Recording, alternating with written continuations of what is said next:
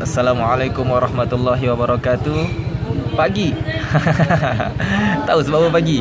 Geng-geng pagi je dia faham. Baik, ramai orang tanya saya, Meriko, macam mana nak masuk berjun rumah ni? Bagilah tips sikit. Allahuakbar, tolonglah. Kan ada pengalaman, share lah sikit. Okey. Video kali ni saya nak share, saya nak bantu anda semua yang ingin menjadi pencetus ummah, yang ingin berdakwah menggunakan title pencetus ummah, yang ingin pergi uji bakat pencetus ummah. Saya akan share kepada anda beberapa tips supaya anda dipermudahkan. Baik. Yang pertama-tama sekali, ya betul, mestilah anda perlu persiapkan dalaman anda, bukan sekadar luaran, tetapi dalaman anda. Dalaman ini sangat penting. Yang pertama sekali, iaitu berkaitan tentang niat. Niat kita nak masuk pencetus ummah, niat kita kalau diizinkan oleh Allah SWT untuk jadi pencetus ummah, untuk apa, sebab apa dan kenapa. Ini yang pertama. Kalau niat kita hanya semata-mata nak, oh ya Allah, aku nak masuk pencetus ummah ni sebab aku nak ubah hidup aku nak ubah diri aku, dia takkan ada, dia takkan dapat. Allah tidak akan permudahkan benda itu. Untuk nak masuk pencetus ummah, niat pertama sekali, pastikan, ya Allah, aku nak gunakan pencetus ummah ini adalah untuk nak membantu umat Nabi SAW. Aku nak menggantikan tempat Nabi SAW. Untuk aku berdakwah, apa yang Nabi sampaikan, aku nak sampaikan. Aku nak selamatkan umat Nabi SAW yang sekarang ni dah kelemasan, berenang-renang dalam lautan kemaksiatan. Ini yang kita nak, yang pertama sekali, niat. Yang kedua, baik, dalam uji bakat nanti, juri dia tak tengok apa ilmu yang kita ada. Okey, ya betul, ilmu tu adalah salah satu benda yang penting, tapi ada benda yang lebih penting daripada ilmu tu sendiri. Tetapi adalah akhlak dan adab kita bagaimana. Sebenarnya akhlak adab ni adalah dah sebati dalam diri kita. Dia boleh lahir zahir daripada pandangan mata sahaja.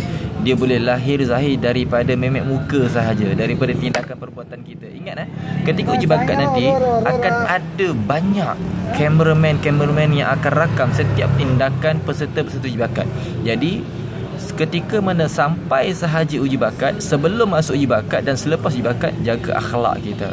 Pastikan kalau boleh kita sentiasa ringan tulang untuk membantu peserta-peserta uji bakat yang lain. Ini dia, kerana bila mana kita banyak memberi, Allah akan banyak menolong kita pada ketika itu. Okey, ya, akhlak. Dan kemudian yang ketiga sekali ialah ketika mana kita menyampaikan, pastikan kita sampai daripada hati kita, bukan daripada jasad kita, bukan daripada ilmu yang kita ada, tetapi hati kita. Hati itu datang daripada pengalaman kita. Semakin ikhlas orang berdakwah, maka semakin yang keluar itu daripada hati. Okey?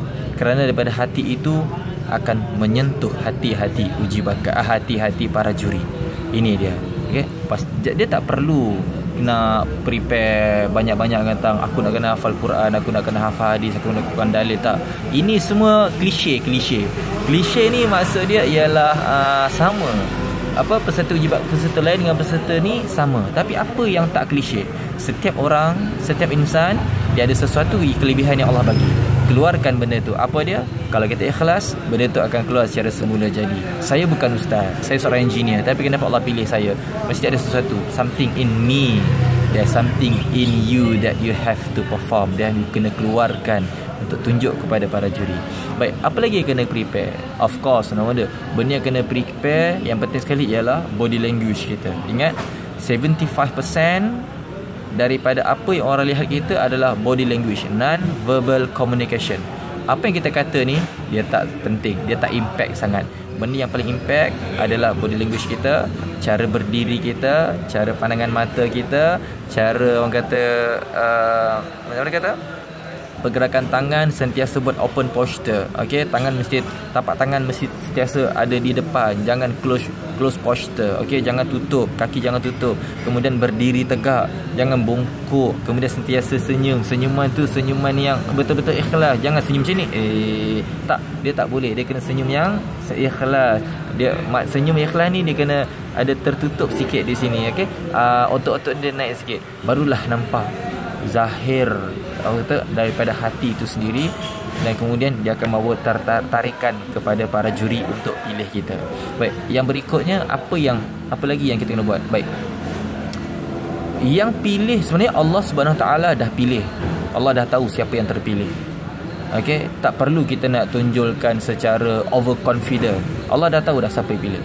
Orang yang Allah pilih adalah orang-orang yang benar-benar ikhlas, yang benar-benar suci hati dia untuk berdakwah kerana Allah Subhanahu Wa Taala. Jadi ketika mana pagi sebelum pergi uji bakat, sepanjang perjalanan pergi uji bakat, sebelum nak uji bakat, sebelum naik pantau uji bakat, setiap langkah itu pastikan jangan lekang di lidah kita, di bibir kita dengan sentiasa ucapkan astaghfirullahalazim. Kerana apa? Kerana kita minta, ya Allah, yang keluar daripada lidah aku ini, yang keluar daripada otak aku ini bukan daripada aku, ya Allah. Kerana kalau keluar daripada aku, keluar daripada dalam diri aku ni kotor, ya Allah. Yang akan keluar pastilah kekotoran. Aku mohon, ya Allah, yang keluar, kalau Engkau pilih aku, kalau Engkau izinkan aku untuk menyambung mata-mata perjuangan dakwah Nabi SAW, untuk melebar luaskan lagi perjuangan ini, Allah, biarlah yang keluar ini adalah daripadamu, ya Allah. Kerana Engkau maha sempurna, kerana Engkau maha bijaksana, kerana Engkau maha pemurah. Engkau bukakanlah pintu hati aku untuk aku keluar yang terbaik daripadamu, ya Allah. Dan supaya para juri mendengar itu nanti, mereka runtun hatinya untuk memilih aku, bukan kerana aku, tetapi kerana Nabi SAW, kekasihmu, ya Allah. Ini yang paling penting sekali. Baik, tips yang berikutnya adalah apa yang saya ini saya share sebab apa yang saya buat, okey, bukan apa yang dalam buku cerita apa kata, ini semua apa yang saya buat. Yang terakhir sekali, the most important thing is about berkaitan tentang bagaimana kita reaction ataupun engagement dengan juri. Okey, pastikan kita jangan terlalu berani, okey, jangan terlalu orang kata, ya aku tahu tu, aku tahu ni, semua aku tahu. Setiap manusia ada benda yang dia tak tahu. Okey, tonjolkan jujur, okey, jujur dengan diri, jujur dengan juri. Ini dia. Dan kemudian pastikan kita jawab apa yang kita tahu. Kalau tak tahu, jawab tak tahu. Saya bila Ustaz Kazim tanya saya, Meriko tolong keluarkan dalil-dalil berkaitan, dalil hadis berkaitan tentang zakat tanaman, zakat pertanian. Saya kata, Ustaz, saya tak tahu apa, Ustaz. Saya engineer, Ustaz. Saya tak tahu apa. Kalau tanya pasal hukum letak yeast, letak cheese terlebih, saya tahu, Ustaz. Saya buat pizza. Saya engineer, itu saya tahu. Tapi hukum kami saya tak tahu. Saya minta maaf, Ustaz. Niat saya untuk nak dakwah, apa yang saya ada saya akan sampaikan. Ini dia. Jadi tolong jujur kepada juri. Mereka tahu, mereka lebih pengalaman dalam penyiaran, dalam memilih orang daripada anda. Jadi insya-Allah tips ini akan memberi manfaat kepada anda, akan memberi manfaat kepada, mempermudahkan anda untuk menyambung dakwah menggunakan title platform pencetus ummah. Oish, aku rasa macam nak hantar video ni rasanya pergi ke uji bakat ni. Ikutlah aku masuk PU4 sekali, PU3 campur PU4 jadi Pupu Meriko.